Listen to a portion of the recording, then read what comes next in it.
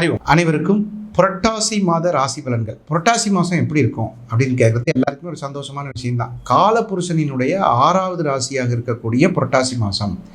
புரட்டாசி மாதத்தில் என்னென்ன விசேஷங்கள் இருக்குது அப்படின்னு பார்க்கும்போது மாகாளய அமாவாசை அப்படின்னு சொல்லக்கூடிய ஒரு மிகப்பெரிய ஒரு முக்கியமான விசேஷம். அது மட்டும் இல்லாமல் சூரியன் என்ற கிரகம், ஒரு சூரியன்கிற கிரகம் கன்னி ராசிக்குள் போவதற்கு உபயம் அப்படின்னு சொல்லக்கூடிய உபய ராசிக்குள் போகக்கூடிய காலகட்டத்திற்கு பெயர். அந்த 30 நாளும் புரட்டாசியில் இருக்கக்கூடிய அத்தனை நாட்களும் சூரிய பகவான் கன்னியில் பிரவேசிப்பார். இது ஒரு பெரிய முக்கியமான விஷயம். இந்த கன்னி ராசியில் சூரியன் பிரவேசிக்கும் போது ஒவ்வொரு ராசிக்கும் எப்படியெல்லாம் பலன்கள் இருக்கும் அப்படின்னு சொல்லி சில பேருக்கு பார்த்திங்கன்னா பெயருக்கு பலன்கள்னு ஒன்று இருக்குது. இந்த பேருக்கு இப்படி தான் பலன், பிறந்த தேதிக்கு ஒரு பலன், பிறந்த நேரத்துக்கு ஒரு பலன், பிறந்த மாதத்திற்கு ஒரு பலன்னு, அதே மாதிரி பிறந்த கிரகத்துக்குன்னு ஒரு பலன். இப்போ சூரியனுக்கு எப்படி பலன்கள் அப்படின்னு பார்க்கும்போது சூரியனுக்கு ஒரு விதமான பலன்கள் இருக்கும்.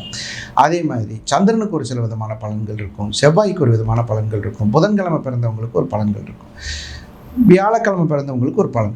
அந்த கிரகம் ராசி கட்டத்தில் எப்படி அமர்கிறது. இப்போ பார்த்தீங்கன்னா சில பேர் ஒரு கேள்வி கேட்பாங்க, சார் புரட்டாசி மாதத்தில் கல்யாணம் வைக்கிறது இல்லை ஏன் அப்படின்னு கேட்பாங்க. அதாவது கால புருஷனினுடைய 2ஆம் இடத்திற்கு அது 5ஆம் இடமாகவும், அந்த கால புருஷனுக்கு 6ஆகவும் வருது, 5 6 அது அப்படி செய்யக்கூடாதும்பாங்க.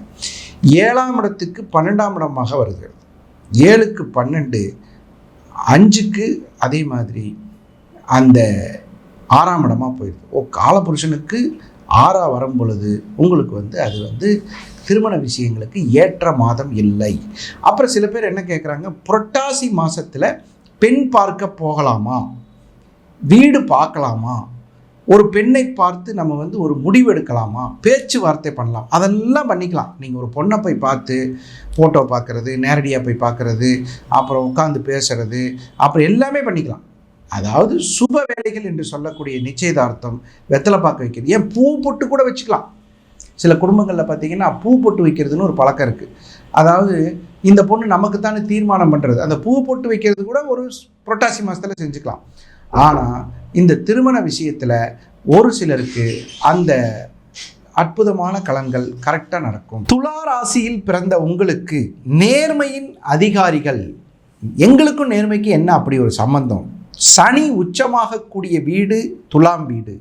இந்த துலாம் வீட்டில் உங்களுடைய வியாபார முன்னேற்றத்திற்கான திராசை, ஒரு வியாபாரி எப்பயும் நேர்மையாக இருக்கணுங்கிறதுனால தான் துலாபாரம் அப்படின்னு சொல்லுவாங்க.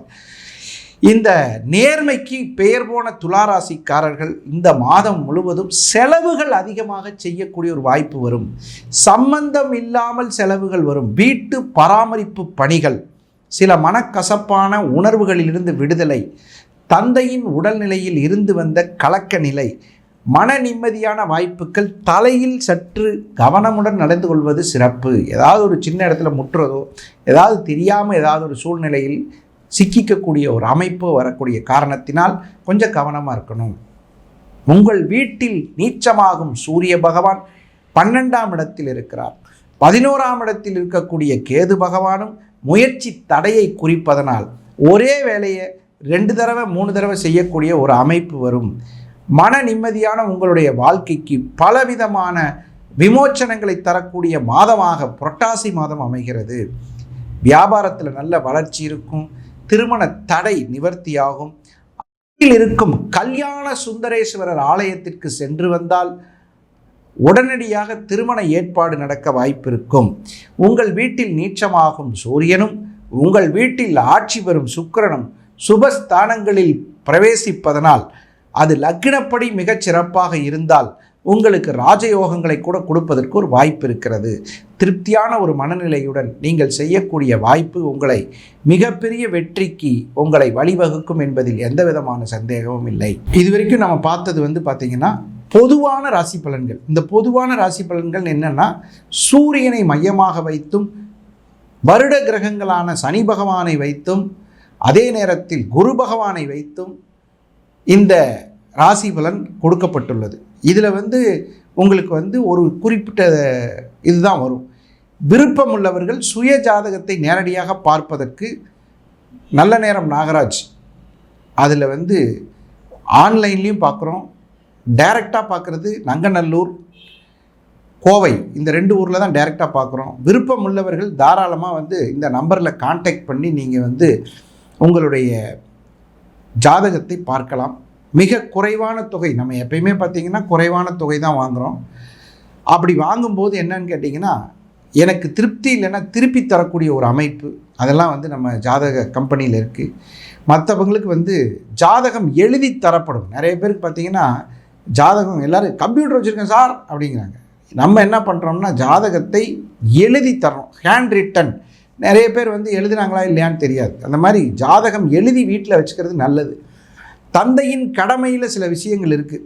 ஒரு அம்மா அப்பாவோட கடமை என்ன? பையனை படிக்க வைக்கணும், ஒழுக்கமாக வளர்த்தணும், அவனுக்கு காசு கொடுக்கணும், பழக்கமாக இருக்கணும், பெரிய ஆள் ஆக்கணும். இதில் மாதிரி அந்த கடமைகளில் ஒரு முக்கியமான கடமை ஜாதகம் எழுதி வைக்க வேண்டும். ஒரு தந்தையின் கடமை ஒரு பெற்ற பிள்ளைக்கு ஒரு ஜாதகத்தை எழுதி வைக்கிறது, அதுவும் எழுதி வைக்க வேண்டும், கம்ப்யூட்டரில் போட்டு வைக்கிறது இல்லை.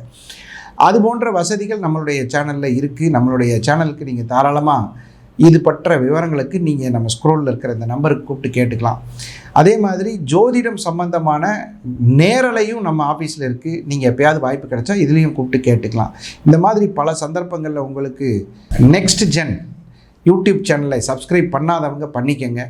அதில் இருக்கக்கூடிய நிறைய விஷயங்களை நீங்கள் தெரிஞ்சுக்கிட்டு நிறைய ஜோதிட சம்பந்தமான கேள்விகள், பதில்கள், இதுகளெல்லாம் நீங்கள் தாராளமாக எங்களை தொடர்பு கொள்ளலாம்.